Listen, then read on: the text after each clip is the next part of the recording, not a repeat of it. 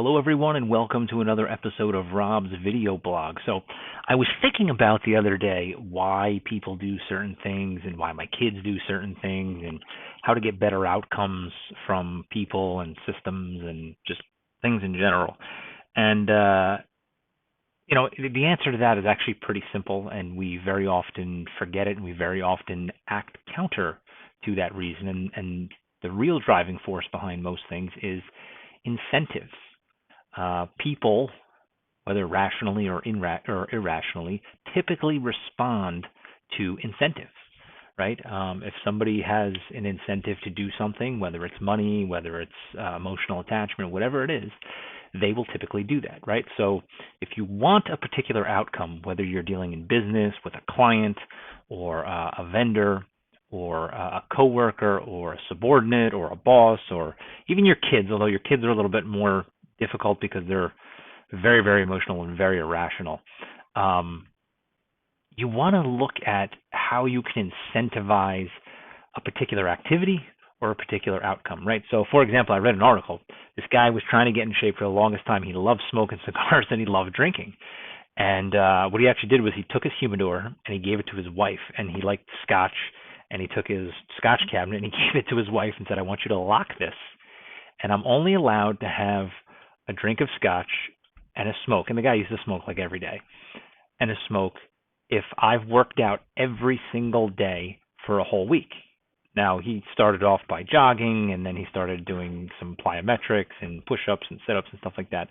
Um, but it actually worked. And he had failed in the past trying to work out and stuff like that, just using pure willpower. But he was able to use an incentive. He enjoyed smoking and drinking so much, constantly. I mean, as counterintuitive as that might seem, to actually get himself in better shape and to actually work out. And what happens too is when we put incentives in place that actually get us an outcome that is positive for us and actually makes us feel good, such as exercise or sleeping more or doing a better job or doing better work at your job. Typically, um, typically, if we're not complete masochists, the outcomes that we want for ourselves will actually make us happier and make us feel better. So the key is to try to incentivize, use a little stick and carrot for a short period of time until our brains actually finally crystallize the fact that doing this habit or working on this or whatever the case is will actually make us feel better, right? I mean, think about and I mean use exercise because exercise is a perfect example. But like I said, it spans across all sorts of things. But think about exercise. Like when you get into a rhythm of actually exercising regularly, you feel better. You physically feel better. You mentally feel better that you actually went and got something done and did something. You sleep better. You have more energy, as paradoxical as doing exercise and having more energy might seem. That's really what happens. And like I said, the key is you use a little carrot, you use an incentive to get you to work out and do that for a little while, and then it becomes a habit. And then what happens is you don't actually need that incentive. Your brain has actually created a crystallized neurological pathway that when you think about working out or whatever it is that you would incentivize yourself, if you do it over and over and over again, your brain actually creates a neural pathway that gives you the expectation that you're going to be happy about it, that you're going to feel good about it. And so you're kind of sort of creating like an addiction to a positive positive behavior. And so that's the thing about incentives. You can use it to develop something like a workout routine or waking up early in the morning.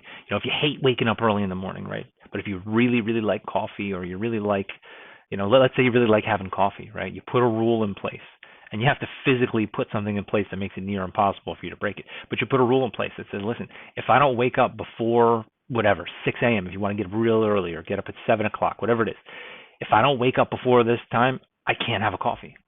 You make that the rule. And then if you wake up late, you don't have the coffee, and you're miserable all day because you didn't have your coffee. That's actually kind of a negative feedback mechanism. And then the days when you do wake up early, you'll get up. Trust me, if you're a coffee drinker and you like coffee and you need coffee and you really enjoy coffee, you'll get up early to have that cup of coffee, as long as there's a physical mechanism to cause that to happen.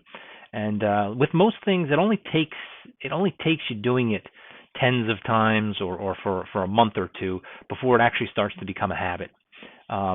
So but very often we wonder, why is somebody doing this, or how come I can't convince this person of that, and how come I can't stick to something? And just look at the incentives.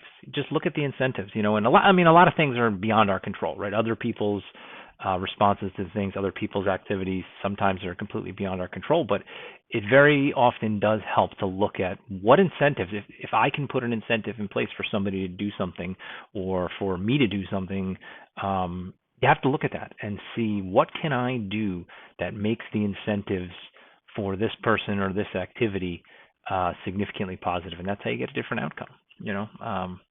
So there's lots of books on this. There's lots of people who talk about this. I think Scott Adams talked about this in one of his books. But yeah, so I mean, when you're thinking about how do I get other people to do things that I want, how do I get a team or a group or even a system. People talk about this in regards to government, and I don't want to get too much into politics and stuff like that. But it's kind of a valid argument. It's like, okay, we have an outcome that we want.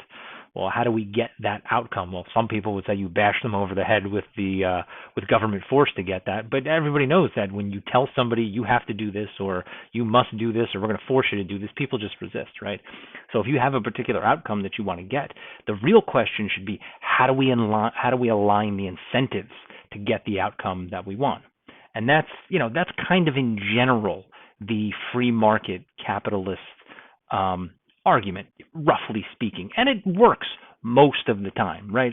In a capitalist society, I give you money for a good or service that I want more than the money, right? And I'm not going to keep giving you money unless you give me a good or service that I enjoy, right? So you're aligning the incentives there. The incentive for me is I want a good or service that I enjoy and that I appreciate, and the incentive for the person providing it is they want the money, right? So you have to align incentives to get what you want. So when we're kind of looking at complex problems or dealing with groups of people or complex situations, or like I said, even your kids. I mean, if you've ever had kids, I don't know how many. Listen, people talk about bribing your kids and it's a bad thing. I don't know. Sometimes you just got to. I mean, you got to do it even with adults, right? You got to do it with yourself. So, hey, listen, you do this, or if you're a good boy or girl, or if you do this, or if you go to the doctors and you don't cry and you get your shot and you're good, you get a lollipop. People need incentives. We like to think that adults are so much more, so much better and so much different from children, and they are, in significant capacities. But a lot of the things are still the same. So very often, look at the incentives for your own life, for the lives of others, in work, in play, in how you get along with friends and family, and things like that. Just stop and ask yourself the question: what incentives have I put in place to get the outcome that I want? And if you can answer that question, a lot of times you can achieve the results that you want. So that's the thought for today. Thanks, everyone, for watching, and I'll see you again next time.